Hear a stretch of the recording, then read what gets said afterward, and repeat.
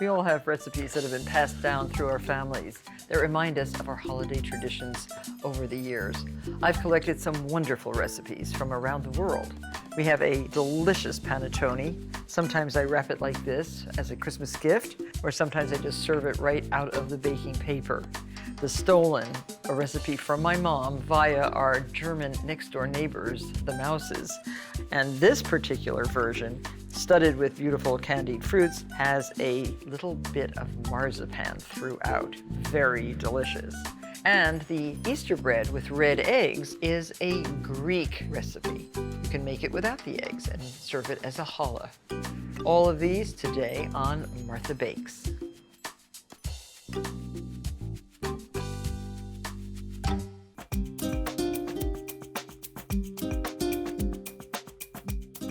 I love yeast breads, and one of my favorites is panettone.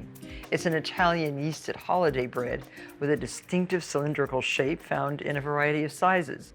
Let me start with the sponge. The sponge is important in the creation of the taste and the lightness of the panettone. 1/3 of a cup of warm whole milk, 2 packages of active dry yeast. So what we're doing is really kind of proofing the yeast, but also making a sponge because we're adding not only sugar and liquid, but also a little bit of flour. 1 tablespoon of granulated sugar and approximately a 1/2 cup of flour. And I'm using my little trusted scale here, 2 ounces, a little less than a 1/2 cup of flour. So add that to your bowl also. Stir that up a little bit and just let that ferment, proof, and we can just put that right on the mixer. This has to sit for 1 hour, so to be sure that it doesn't dry out, either use a damp towel across the bowl or a piece of plastic wrap. The romantic account of panettone's origins is that a nobleman fell in love with an impoverished baker's daughter and invented this bread for her. Depending upon the source, the nobleman dubbed it panettone, which means, in the local dialect, bread of luxury. Who knows? Anyway, it's a really delicious holiday bread, especially popular at Christmas time. Our sponge is ready. Now we continue with the rest of the recipe. We need 12 ounces of bread flour, which is approximately 2.5 cups. And I am weighing this so that we are absolutely accurate. So here we just dump the flour in, 3 tablespoons more sugar, and 1.5 teaspoons of salt. You can start mixing this up a little bit while you beat with a fork 4 large eggs. So this is a nice, smooth dough into which butter is incorporated. Lots of butter, 2.5 sticks. And now you can just pour the eggs in. You want a nice, smooth, stiff ball of dough before you add the butter. That takes about 5 minutes. Now it's time to add the butter, 1 tablespoon at a time. This is at room temperature, not melted, but at room temperature. Panettone's origins date way, way back to Milan during the Roman Empire, when ancient Romans sweetened leavened bread with honey. It wasn't until the early 20th century that panettone actually became widely adopted by Italians as their Christmas bread. So now add 1/2 teaspoon of orange extract. Get pure extract, nothing artificial. And almond extract, the same amount, 1/2 teaspoon. They're very strong extracts, so you don't need a lot. And 1 cup of candied orange peel, every single piece.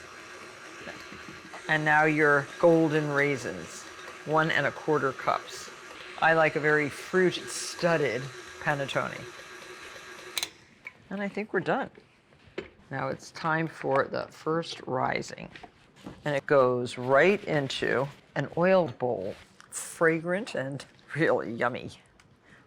And now rather than putting this in a warm place to double in bulk, cover it and put it in the refrigerator overnight. So when I first started making panettone, I didn't have these wonderful French paper baking panettone holders. These are so nice and so perfect for baking panettone. But I used a brown paper sandwich bag. All you do is take the regular sandwich bag and roll down the edge until you get the appropriate height for your panettone. It does bake nice and round, and you don't even have to butter the bag. You just put this buttery dough right in the bag. Works very well. So now divide your dough. Look how beautiful it is. You can turn this out on your counter, divide it in half, and shape each half into a round. It's such a gorgeous dough. And just plop it right into the container. I'm going to make one in a paper bag.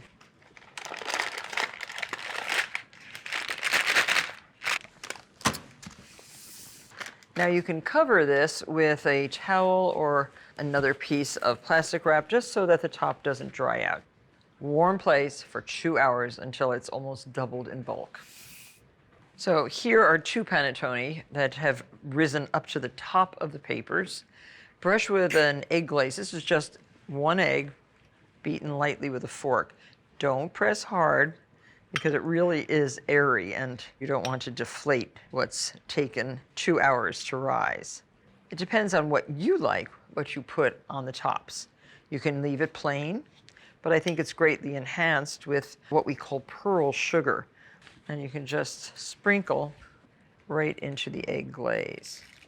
This bakes into the surface and it adds a crunch to the top of the panettone. And you can also add a few almonds, which look very pretty. Get this right into a preheated 350-degree oven and bake until golden brown, about 50 minutes. So look at these, how beautiful they are. 2 gorgeous almond-studded panettone. Now, you want to cool these before you do anything else. And an easy way to cool them, you pierce each side of the panettone with a bamboo skewer. And you're going to flip your panettone over and cool it between 2 jars. Panettone wants to cave in on itself when it comes out of the oven. So hanging it upside down for several hours prevents this. So insert your skewer and turn it over. You'll lose a few almonds, but c'est la vie. There, just let it cool. Don't cut into them, don't be tempted. They're much, much better after they've cooled. Now, panettone does belong on a pedestal, don't you think? So serve it on a pedestal like that, still in its paper. I slice it right in the paper. And I usually slice it in half and then in wedges, just like a cake. Or you can serve it in a much more informal manner on a breadboard like this. Whichever way you choose to serve it, panettone is so delicious that you'll be tempted to make it all year long, not just at Christmas time. Enjoy.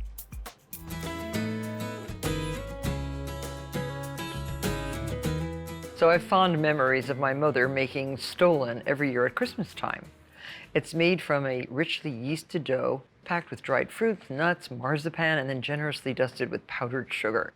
And the characteristic shape of the Stollen is said to represent the Christ child in swaddling clothes. And I just can't imagine the Christmas holidays without a Stollen bread. In a big bowl, 11 cups of sifted flour. To this, a half a teaspoon of ground mace. That is the exterior coating of the nutmeg. And we want a half a teaspoon of nutmeg, preferably freshly grated. You can get them with a mace, still lacily encasing this nut. It's the only spice that has 2 spices in one. So there is your nutmeg. Add 1 teaspoon of salt and 3/4 of a cup of granulated sugar. This is a no electric appliances allowed. Make in the bowl Christmas bread. Mom did it, you can do it. And 3 packages of active dry yeast. Whisk all these together. Make sure you really, really whisk it. You can always proof your yeast in warm water.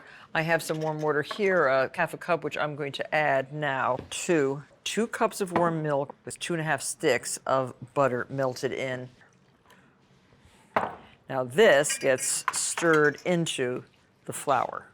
There were some things that Mom would use her stand mixer for and some things she would not. This is one of the things that she preferred making by hand. And now crack 6 eggs, 6 large eggs. Really break them up because you don't want to have specks of egg yolk in that dry flour. So add your eggs and continue to stir until the eggs are incorporated. And be prepared, you're going to be kneading this dough for about 10 minutes. My mother, at 92, she was still handling big masses of dough and very elegantly. Very strong lady. Okay, so now add your dried fruits, your raisins, 10 ounces of currants that have been soaked in about 1/2 cup of cognac. Golden raisins, 15 ounces soaked in orange juice. So start stirring this into the dough. Now you'll say to yourself, wow, that's a lot. Well, there's still more. And citron. Citron is a large green fruit, originally from Corsica, I think. This is what it looks like when it's candied. It's a very unusual fruit. Almonds. We have 10 ounces of blanched whole almonds, coarsely chopped. 1/4 cup of dried apricots cut into dice, and orange peel. This is candied orange peel, 1/4 pound. And a lot of lemon zest. So look how heavily studded this dough is with the fruits and the nuts. Okay, I think I can now turn this out onto our floured surface. Yum, that is an amazing dough. Use a bench scraper. You could use a plastic one like this or a sturdier metal one and turn the dough into itself like this. And you're going to use one hand, keeping one hand clean. So be prepared now. Turn on a good TV show, 10 minutes of uninterrupted kneading. So doesn't that look gorgeous? This is going right into a buttered bowl, and it has to rest and rise for about 2 hours in a dry, warm place. So here's our dough. Cut this into 4 equal pieces. 3, 4. So great. Now, form your individual loaves. So you want a rectangle, kind of an ovally rectangle, 12 by 8. This dough works extremely well. It is a beautiful dough. Now, have some cooled melted butter and a soft brush on hand. This is the inside, so we're brushing it with a little bit of melted butter. Now, this is the secret of this particular stollen. Marzipan baked right in the middle of each of these stollen. And fold over the other side. And place this on a parchment-lined baking sheet. Cover with a piece of plastic wrap. And this is put in a dry, warm place until it is doubled in size. So after about 2 hours, they have doubled in size. Transfer them to an oven, 350 degrees preheated, and bake until the stollen are golden brown. That takes only 35 to 40 minutes. So now these are fresh out of the oven. They're still very warm. Now's the time to brush them with room temperature butter. This will help the superfine sugar coating adhere very nicely. Now you might say, why not melted butter? It's not as greasy this way. But you have to do not only the tops and sides, but also the bottom. You can loosen with a offset spatula, turn it over, and brush the bottom too.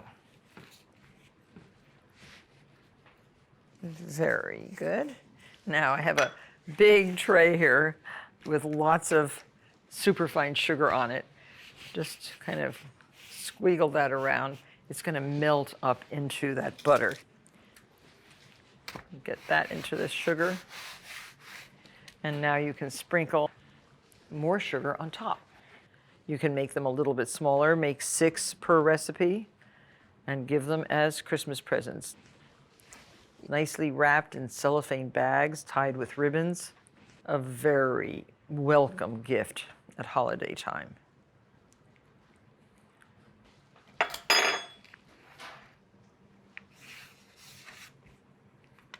Nice thing about baking is you can get your hands into it very nicely. And these Stollen are certainly handmade. Make this wonderful, wonderful recipe part of your holiday tradition. You'll enjoy it.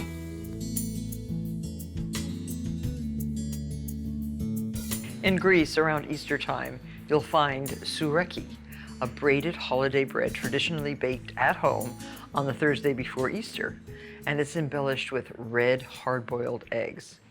Tsoureki loaves are given as gifts to family and friends to celebrate the festive season. We're using bread flour to create a good gluten formation. So into the bowl of your mixer. Now this is an easy dough because everything goes right into this bowl. There's no proofing of the yeast or anything. So 1 cup of room temperature water, 3 tablespoons of honey, Greek honey if you're making a Greek bread, and 3/4 of an ounce of fresh yeast. Fresh yeast you might have a little bit difficulty finding, but it's really worth it. And this is a living microscopic organism which converts sugar or starch into alcohol and carbon dioxide and causes the nice rising of the dough. So let this just sit for a moment to dissolve. And the honey is like food for the yeast. I love making yeast doughs. 1 tablespoon of salt, 1 tablespoon of orange zest, and 1/4 cup of vegetable oil, and bread flour. We're going to use 1.5 pounds, which is about 4.5 cups. Now you can weigh if you'd like, which works very, very well, or measure carefully, dipping and leveling in a jar like this. And one last thing, the sugar. This is a slightly sweet bread, so 1/4 cup of sugar. So that's everything except the egg yolks. Now the machine is fitted with a dough hook, which will mix and knead the bread at the same time. And I'll just turn this on. I still have to add the egg yolks, 8 egg yolks.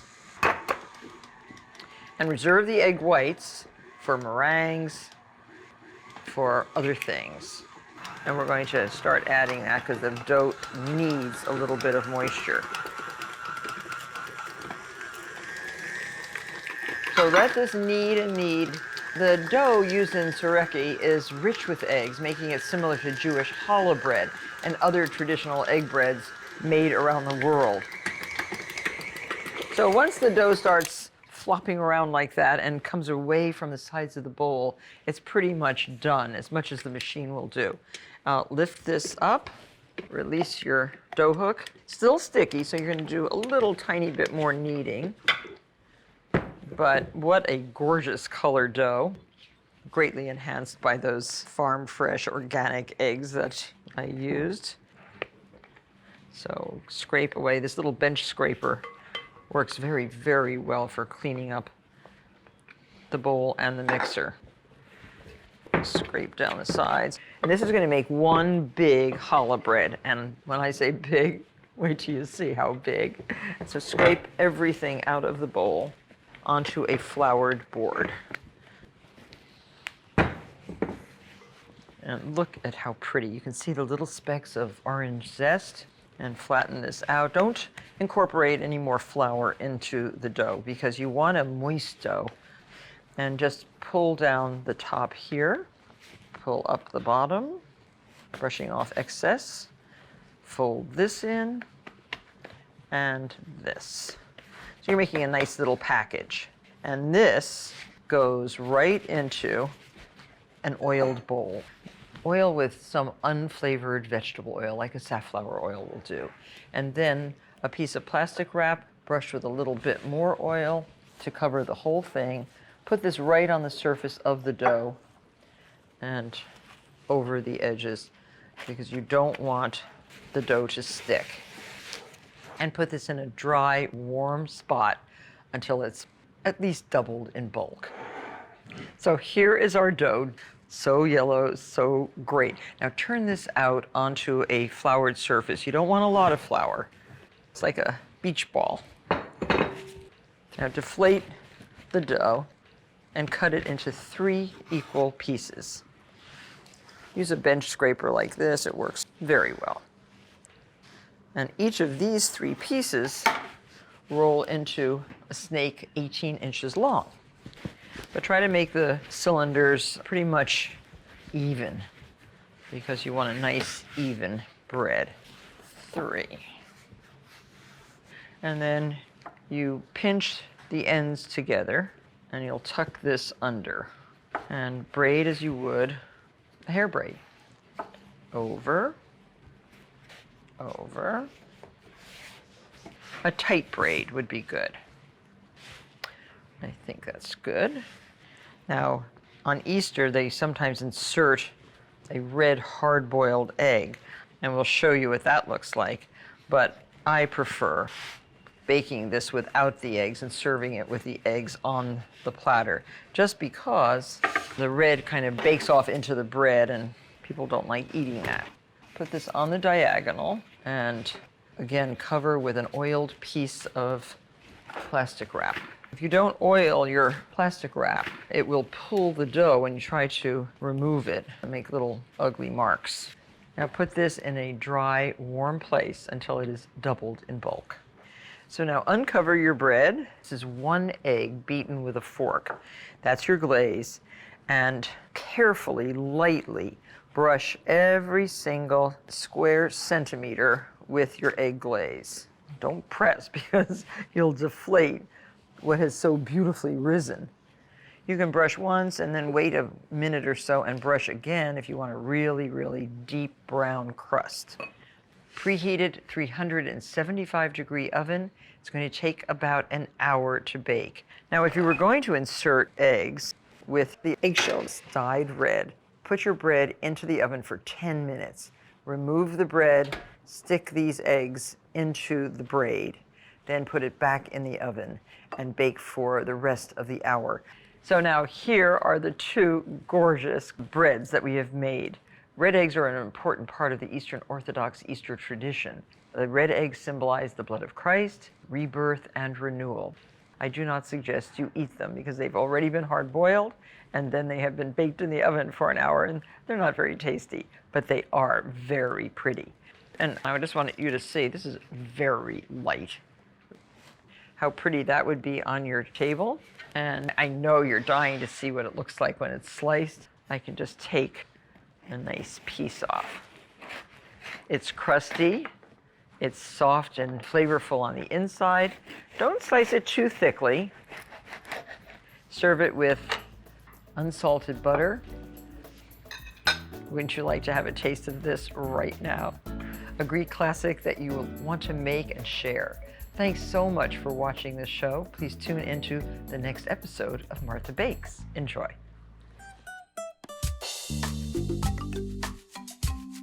Place 10 brown eggs in a pot of water. Bring to a boil over high heat. Cover and remove from the heat. Let stand 7 minutes. Chill in a bowl of iced water. Pour 6 cups of water into a bowl. Stir in red food coloring and vinegar. Add your eggs. After 2 hours, rinse and let dry. They're ready to use.